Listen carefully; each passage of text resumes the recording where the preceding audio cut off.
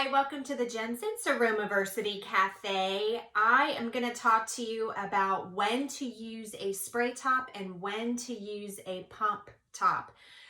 This is really important because if you are creating a massage oil, you do not want to put it into a sprayer.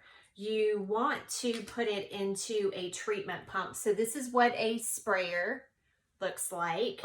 And this is what a treatment pump looks like. You can see that it comes out. So when you use an oil, you want it to come out in a nice steady stream. If you spray an oil, it's going to get everywhere. It depends on what kind of clothing you're wearing, but it can stain your clothes. If you have glasses on, it can get on your glasses. It can get all over the place. And so you do not want to put your oil into a spray unless there is a particular reason and you know that you're going to be very careful when you are using that. But a treatment pump would be good.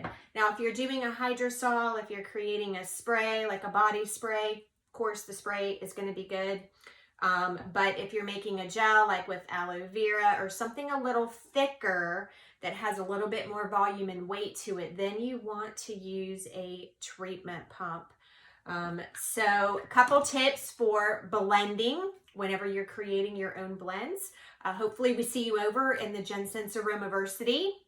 If you're looking to get certified in aromatherapy, that's what we do. I'm teaching you all the ins and the outs, not only of the backstory and the ancestry behind aromatherapy, but what's going on with it now and where can we take that into the future, because you are a part of that. So thank you for stopping by. Visit us at JennScentsAromaversity.com and have a healthy day.